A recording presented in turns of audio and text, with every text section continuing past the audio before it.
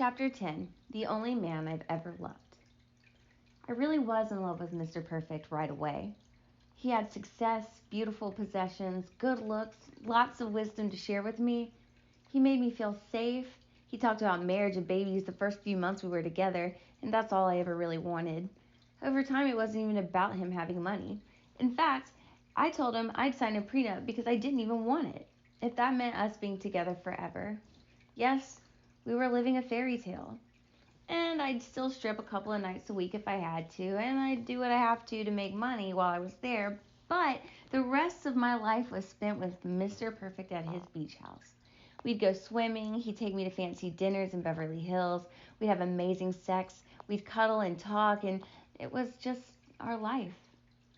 He'd also introduced me into the world of dominant and submissive relationships. I had no idea there was a whole subculture just for this at the time, but I thought it was hot. I'd call him daddy and master, and he'd refer to me as his little girl. I loved it. He was the father I've always wanted, but unlike Brian, I was actually attracted to him and everything he did. He was my daddy, and he was going to take care of me forever. This love affair only lasted a few months until one day I saw him on a gossip site while he was on a business trip to New York City, where his girlfriend called the cops on him for banging on her door and harassing her. I was devastated. I called him in hysterics and tried to tell me that it wasn't true. I'm like, do you have another girlfriend? Why wouldn't you tell me? Why would you have unprotected sex with me if you're doing this with everyone else? To which he used the fact that I was a stripper against me. I hung up the phone on him and sent him a million nasty texts throughout that weekend about how old he was and what a loser he was and how he's a washed up has-been. He never returned my texts or calls after all of that. I would constantly Google him every single day to see what he was up to. He had gotten a big part on a sitcom, and then I saw paparazzi pictures of him with a different girl in New York City kissing at a hockey game, and there was just a big gut punch that I needed to stop. So I moved on. I went back to stripping, but also looked into escorting more. I found an ad on Craigslist for an agency that I went to work for. I also looked on sugar daddy sites on the internet. I was looking for love and acceptance, but I also was looking for guys to take advantage of. Even though they would think that they were taking advantage of me, I'd get these guys to fall in love with me and then just change my number and never to be heard of again. There, how do you like being abandoned? In January of 2010, I spoke to my old neighbor Superman again about possibly getting onto the Jimmy Kimmel Live. We did a segment on the street in costume one day, and he introduced me to some writers who were interested in my speed talking and possibly breaking a world record on the show. I never went through on Jimmy Kimmel Live, but that was the push I needed to get back on to auditioning. I did a string of reality shows here and there, and it felt like I was relevant in the world of entertainment again. When we shot a segment for Jimmy Kimmel Live, one of the superhero man's friends, we'll call him Alvin, came by and offered to take us to lunch. Superman whispered in my ear and said that this guy was a millionaire. He would pay us just to have lunch with him. Alvin eventually started taking me out alone on lunches and shopping. He'd buy me whatever I wanted, and at the end of the day, he'd give me $1,000 cash. We never had sex, nor did we even kiss. To be honest, he repulsed me. He'd made my stomach turn. He was a nice friend in the beginning, and I felt bad that he had nobody and that he actually looked forward to the days we spent together. We went to these dance clubs where people would just make fun of him. He was that guy who thought he was cool and hip, and then when in reality hit, he was an overweight 60-year-old man who wore toupees with white overalls and no shirt and no rhythm. We lasted about 6 months until he started becoming really possessive. He showed me his gun collection and started telling me how no one would be able to hear them go off because of the muffles he had on them. Eventually, he caught wind that I went out to eat with Superman and not him, and that's when he went off the handle. He left threatening messages and harassed me. Then I told my mom, she called him, and apparently that was enough to scare him away, because he stopped. I changed my number and moved on and stuck with pure sex and stripping for money. The summer of 2010 was equally as depressing as the summer before, if not worse. I was missing Mr. Perfect, and he was showing up on movies of the week and shows all the time. I tracked him on sites where photographers would sell images from Hollywood events, and I would always see him with different girls. I was a glutton for punishment. I was booking no television jobs, the strip club was slow, and my escort agency had closed. I got really sick as well and found out that I had contracted a few minor STDs. No STD is minor in my eyes, but at least I was able to control and get rid of the ones that I had. It was scary to have such a wake-up call. I knew I had to stop escorting and not do anything with anyone at the strip club except dance. Work picked up in the fall and I focused on my YouTube to generate income. I was only making a few $100s a month on my online videos, so it wasn't enough to stop dancing altogether, but it was enough to cut back at the club. I started dating a customer at the club named Amari. Amari was from Iran and was Muslim. He had a very thick accent and spoke Farsi at the bar with the owner of the club. The owner always had liked me because he said I looked like a Barbie, and that made him a lot of money. Amari never got dances from anyone, and he would just sit there to pass time. He was in LA for 10 months on business. He had some construction company and was working on a building. The owner introduced us, and we had a genuine connection. I always was good at showing interest in customers, but I really had an actual interest in Amari. He was really different, but generous. He used to pay me just to talk with him, and he'd get a few dances here and there with me and tip me an absurd amount of money. The money was a huge attraction, but he was young as well. I believe he was like 33 and was about 6'4". We saw each other outside of the club for dinner and drinks, and he'd pay me, but eventually I told him that he didn't have to do that. He'd still come to the club to tip me hundreds of dollars while I was on stage, but we did start dating without the money at the end. It was nice and it felt real, but I didn't see myself with him for the long term. It was a nice distraction to date someone again and not think about Mr. Perfect. He eventually had to go home at the beginning of 2011, and we stayed in touch. He said maybe one day we'd get married and have kids and that he'd be back for me. We talked for a few months until the summer of the next year. Before the summer started, I found him, as a friend suggested, on Facebook and saw that he was already married for the past 10 years. Another man, another lie, another marriage Trish got in the middle of. Well, it was the summer again, which meant I was due for another bout of depression. Our lease was up and my mom and sister wanted to move somewhere cheaper. I wanted to be out on my own, so they found another 2-bedroom. I was going to stay at our apartment we were at currently by myself. Within weeks, the police raided our club for solicitation, and it was shut down. My mom and sister were gracious enough to let me move in with them, but it meant sharing a bed and a bedroom with my mom, yet again, for another year. Chapter 11. The Year of YouTube. After another summer of me sitting on my butt doing nothing productive, I tried to find a hobby I could do every day to occupy my time and my mind. I started putting out YouTube videos every day. I put out videos on everything from how I was feeling, to what I was wearing, to sketch comedies, and more. People were responding to my daily videos, and I started to double views on a weekly basis. As I got more followers, I was inspired to do more and put out more. I was loving the feedback I was getting from people who watched my videos. I saw that I was helping a lot of people and entertaining them. It was fun to have people come back to me every day to watch and see what was happening in the life of Trish. I was able to support myself just barely by making videos and doing my TV jobs whenever I could. My peace of mind was back, and I was really feeling like I was doing something with my life and actually helping others. I focused on acting jobs and also got more exposure. I was getting calls from TV shows after they'd seen my business email on a video. I got called to be on a few talk shows with my fast-talking talent, and it was a wonderful chain of events. I'd put a YouTube video up and producers would see it and find me and put me on their show, and in turn people would see me on the show and come find me on YouTube. The popularity really just escalated, and I was loving it. I was performing, and even though I wasn't rich, I was keeping my dignity and my clothes on and still earning money. I also got my first sponsorship in 2011. Someone was actually going to pay me to test out and talk about their products on a video. I was on cloud nine. I really thought I'd made it. In September of 2011, almost 2 years after I had met Mr. Perfect, he resurfaced in the news for being arrested for disturbing the peace in his neighborhood. Seeing him on all these gossip sites again made all of those passionate memories come rushing back. I still had his email and decided to reach out to him just to see if he was okay. I can't recall exactly what I said, but it was something along the lines of, "You may not remember me, we dated briefly, but I just wanted to make sure you were okay." I signed it Trish, and he emailed me back the next day to my surprise and said thank you, that he was out of town focusing on writing right now, but he'd be back in about a week if I wanted to get together.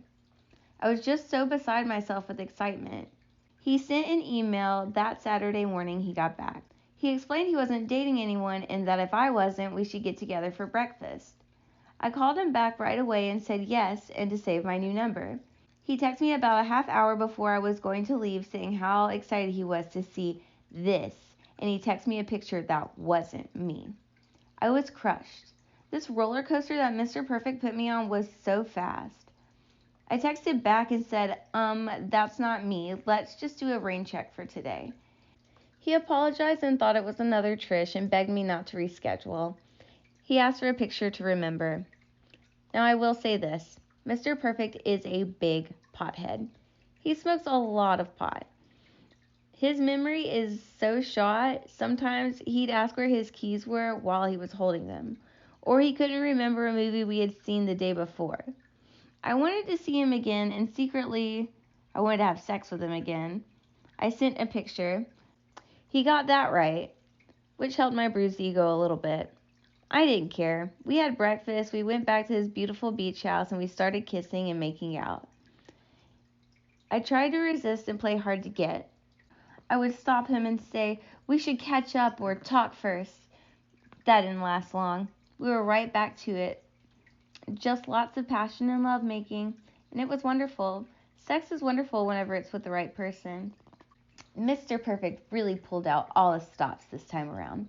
He took me to Newport Beach within the first week of us being back together, and it was so amazing. He even wanted to meet my mom and sister. This was a sure sign that he was serious to me. He would occasionally go to NYC for a few days at a time to visit family. I'd keep an open mind. I told myself I would be okay if he was seeing someone else, and that I wasn't going to flip out if I found out he was dating another girl. I didn't want to snoop, but I did. We were friends on Facebook, and he only had about 30 people on there, including his mom and sister. I would look on sites to see if he was ever seen anywhere with anyone. He continued to do Comic-Cons, and I would see him with his arms around other girls at these cities. I was hurt.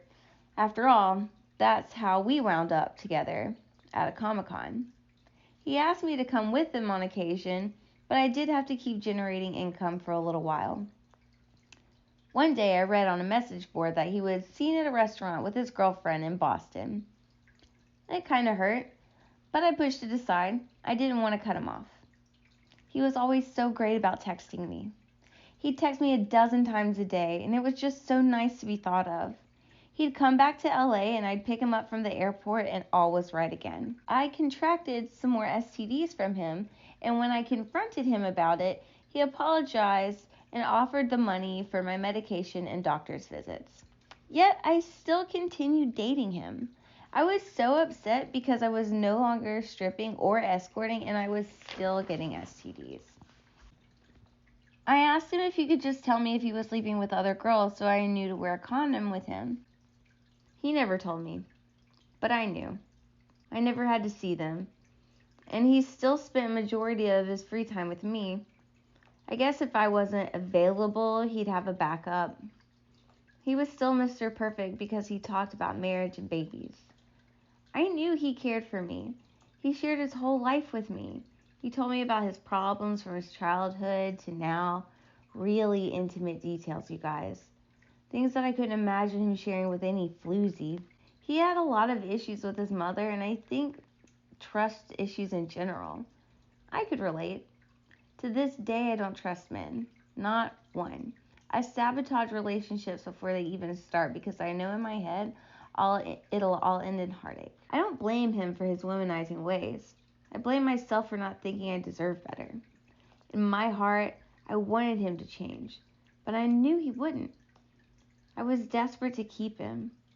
When I saved enough money, I finally got my breast augmentation and lift in January of 2012.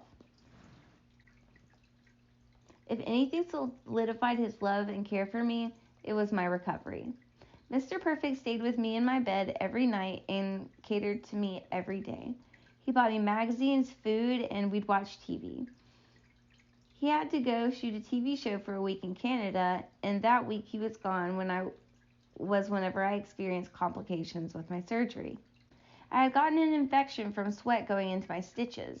This was only the second time in my life I thought I was actually going to die for sure. I got chills and I couldn't breathe. Every day that passed, I felt like I was being buried alive. My lungs were closing. My surgeon gave me antibiotics and demanded an immediate checkup. He changed the wrapping and I felt better, but he told me to take it easy. When Mr. Perfect came back, it was so close to Valentine's Day, and I really wasn't supposed to be out and about, but I didn't want to lose him. When he asked me if I would go on a business trip with him to Palm Springs, I said yes. I couldn't even bathe myself or lift my arms to do my hair, but I agreed. We hadn't had sex in a month, so on the trip we had pretty vanilla sex, which I shouldn't be doing. And sure enough, the stitches in my right boob popped open. We drove back on Valentine's Day, and Mr. Perfect took me to my surgeon's office in Beverly Hills. I had to go and get another surgery the next day to take out a little bit of the implant and get it stitched back up. Mr. Perfect drove me to my surgery early that morning, and he took me back to his house. He got me my medication and took the best care of me. It felt like he really loved me. He was okay not having sex with me either when I said I was scared of popping my fresh stitches. To me, this was what made him different. I don't know, the relationship wasn't healthy with the cheating and the lying, but I loved him. It's true what they say, the heart wants what the heart wants. At the tail end of my recovery, Mr. Perfect got a big acting role in a movie produced by a major studio where he'd have to go on for months to shoot in Romania. I was so happy for him because I knew he was struggling with his life in Hollywood and his position as an actor. It was a great script with a great cast. I had to stay back to get my stitches out, but a week after he got there, he asked for me to come over just to be with him. Now, I had planned to do just that because he would be all alone for his birthday, but I had to postpone it due to my call for America's Got Talent. America's Got Talent had contacted me via my YouTube channel for many seasons to do my fast talking as a talent. Knowing I would get booted for doing that on live TV, I had declined so many times until Howard Stern was announced as a judge. When they contacted me yet again to come on the show, I agreed. Mr. Perfect actually drove me to my first audition for the producers earlier that year. I told him that I would come over after my auditions in Austin, Texas. It was the night before my audition when I checked Mr. Perfect's Facebook page. A girl who had commented, "I love you," before on his page wrote something along the lines of how amazing it was to see him before he left and to hurry back to her. It was the last straw for me. I couldn't keep doing this to myself. I would bawl my eyes out just to think of how awful I must be for him to want to cheat on me. She wasn't pretty. She was plain. But it was still a dagger to my heart. When he called me that night before my auditions, I asked him point blank if he saw this girl. He said yes. I broke down. He tried to calm me down and say that he didn't sleep with her, but she had messaged me saying that she had. He met her after we got back together, and that's what was the most painful. I wasn't good enough for him. I wasn't ever going to be. He was just a liar. Like me, he just didn't care about me the way I did about him. The next day, I went to audition for the judges on America's Got Talent after my hysterical tears and angry emails to Mr. Perfect the night before. I pulled it together and got my character Trish ready. I was there to meet Howard and get people to notice me, and that I did. From the moment of being backstage to stepping on stage to dancing with Howard, the moment I got into the van at the airport to go home, I had blacked out the whole experience. My family asked me how it went and what I did and what I said to Howard, and all I could say was, I don't know, because I really don't. I was actually terrified to see it air because I had no recollection of doing or saying any of these things whatsoever. It turned out to be harmless, and it got me a lot bigger of an audience on YouTube. And of course, I got to meet another one of my idols. See, I told you I have a knack for meeting people I want to meet. It'll happen one way or another. YouTube was there for me as a form of therapy and to occupy my time and mind. It was also allowing me to start saving. I had never saved money before in my life. I'd made a point to put away half of my paychecks from YouTube just to start small. I did and continued to talk to Mr. Perfect. I apologized for lashing out to him, and he apologized as well. I could feel us drifting, but I did enjoy doing video chats with him while he was on set and in costume. His life and work intrigued me, and I just enjoyed being part of it. I saw him for my 24th birthday, and we had sex, and that was about it. He got busy and just kind of sort of stopped pushing it. He didn't love me. He didn't even say it anymore. I could feel myself getting crazy on him. I would make up random lies about getting married in Boston and just a bunch of other things that didn't make sense. I didn't like that I had to lie to him to get his attention or to keep him in my life. I was even confusing myself with all these lies. I started reading these other girls' Facebooks, and, well, eventually I just let him go. He did the same. I tried to start fights to get him to talk to me. I think the last one was about a sweater that I left at his house, and that if he didn't send it back to me, I was going to get the police escort to come and get it. And that was probably what was it for him. I really had lost my mind at that point. What I was doing was just nothing a sane person would ever do. This was early June in the summer, and I was preparing for the seasonal depression. I decided to seek help, professional help. I took some of my money I was earning from YouTube and started seeing a therapist. A therapist recommended me to a psychiatrist, and after a few months, he recommended me back to the therapist. I justified spending the money on something that seemed silly to me by taking the advice I was getting from my therapy and sharing it with my YouTube audience. A win-win for everyone. Therapy helped a lot with every aspect of my life. It was an unbiased listener that told me my feelings were okay, that crying was okay.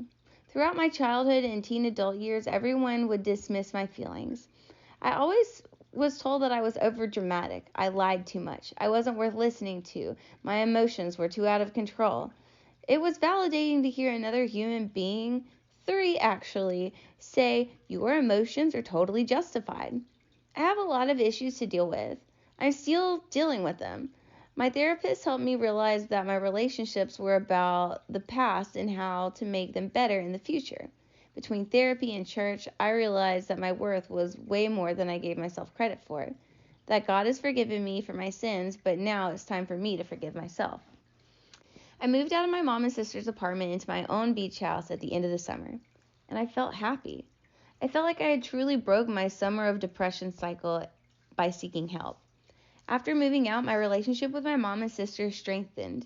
We see each other a few times a week and talk every day, while everyone still has their own space. I talk to my father almost every day as well, and we just talk about the now and not the past. My brother is still the rock in my life. He's always there.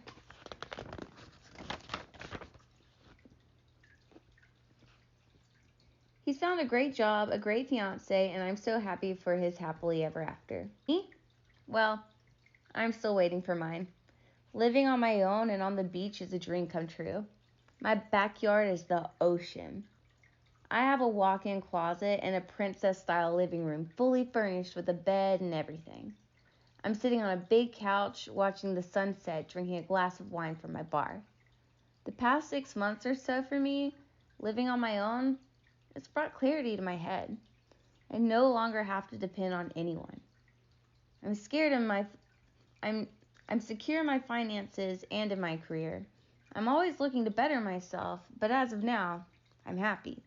My YouTube is booming. People are being entertained. Love me or hate me, you're watching me and giving me attention. And it's what I like, but not what I need. Chapter 12. To be continued. Who's ready for the sequel? I know I am. Except God has not written it yet. I'm sorry, but there's no fairy tale ending for this book. I wish I could say I'm exactly where I want to be. I don't think I'm quite there, but I will say that I'm having fun on this journey called life. I'm at peace with my family, and after this book, I can finally let go of the past, and I don't dwell on the past because I can't change it. I can only focus on the present because that's what I'm living. My relationship status is single, but the most important relationship I've ever had, my relationship with Christ, is stronger than ever. I'm still in therapy, but not as often. I'm receiving help for my food addiction and shopping addiction. I've abstained from sex for the past 8 months to wait for the right guy. I'm proud of what I accomplished on my own and see my worth. And my body will be a gift to someone who is worthy, not to someone who's paying me or someone who is just passionate. I'm no longer seeking love, but if love finds me, I won't be afraid. I'm slowly learning to trust people again. Even if someone has broken my trust, I will not hold that against the next person who comes into my life. I'm working on being a bit more extroverted as well. I'm currently in an improv class, and it's one of my most fun things I've done in my life. I'm expanding the brand that is Trish with my online clothing boutique, and I'll have my very own perfume out by the end of the year. Oh, and hey, did I mention I'm writing a book? No longer am I plagued by self-doubt. I always wanted to write a book, and now here I am, writing a book. Your dreams are actually easy to achieve. I want to make a career out of entertaining people, and now I am. You watch me on YouTube, you care about my life story. It's satisfying. I can no longer go out in public without at least 3 young girls coming up to me and saying how excited they are to see me in person, and that they watch me on YouTube every day. It tickles my heart. And if all these were to go away tomorrow, the fact that I even got to experience such love and attention is plenty for me. I don't know how you feel about me after reading this book, but after writing it, I feel inspired. Perhaps it has come off as a bit bitter at points, and maybe it's depressing, or maybe you're sickened by the things that I've done.